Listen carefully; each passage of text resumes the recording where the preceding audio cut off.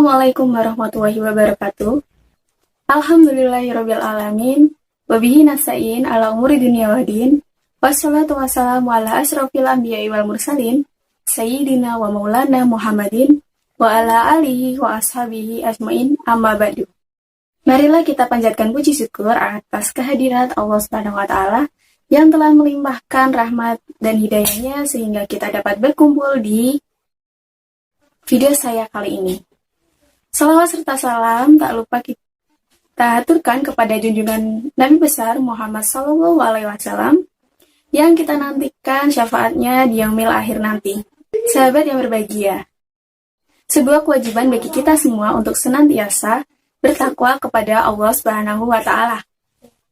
Seperti Al-Qur'an surat Al-An'am ayat 162 yang artinya, katakanlah Muhammad, sesungguhnya salatku, ibadahku, hidupku dan matiku hanyalah untuk Allah Subhanahu wa taala, Tuhan seluruh alam.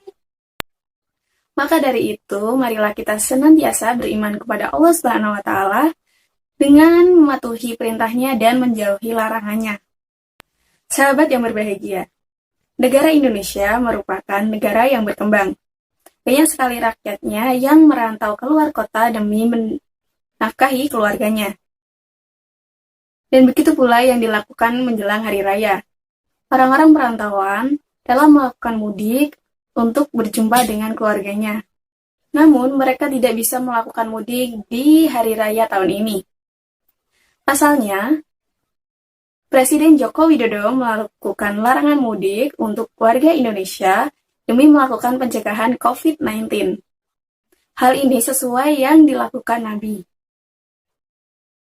Ikhtiar ini sesuai dengan hadis Nabi Shallallahu Alaihi Wasallam yang berbunyi, apabila kalian mendengar tentangnya wabah penyakit di suatu tempat, maka janganlah kalian masuk ke dalamnya.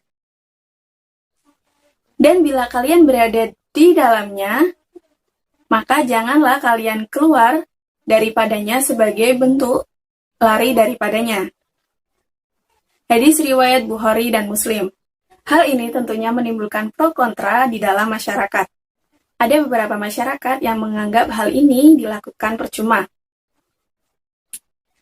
Pasalnya, larangan mudik ini ditetapkan pada tanggal 21 April, kurang lebih sebulan sebelum menjelang hari raya dan beberapa hari sebelum puasa Ramadan. Sedangkan kasus COVID-19 ini telah ada di Indonesia sejak tanggal 2 Maret 2020. Dan pemerintah mulai menerapkan lockdown di beberapa kota-kota besar selang beberapa minggu setelahnya. Dampak dari lockdown ini, beberapa pekerja yang diliburkan memilih untuk pulang kampung atau mudik lebih awal. Hal ini tentu semakin mempercepat penyebaran COVID-19. Oleh karena itu, sebisa mungkin di tahun ini kita tidak melakukan mudik terlebih dahulu dan taati peraturan pemerintah.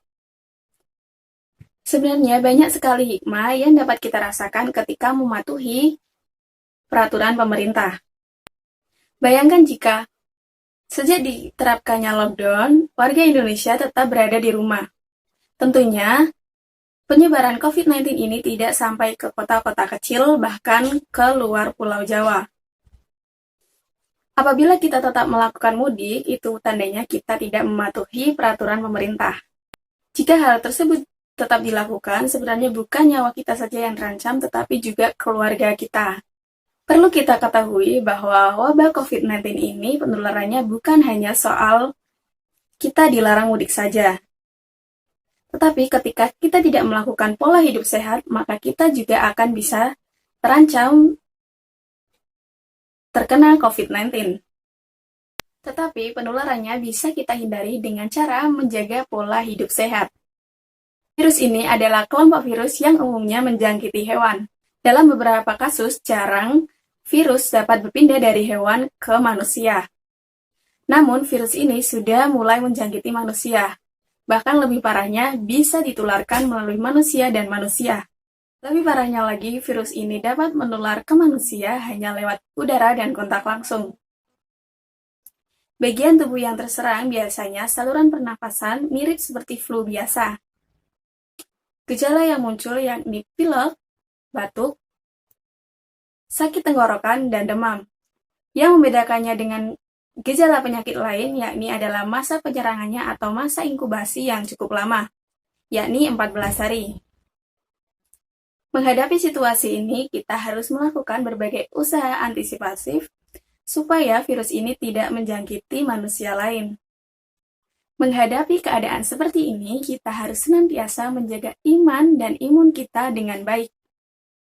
Dan selalu berdoa kepada Allah Subhanahu wa Ta'ala agar kita dijauhkan dari hal-hal yang buruk.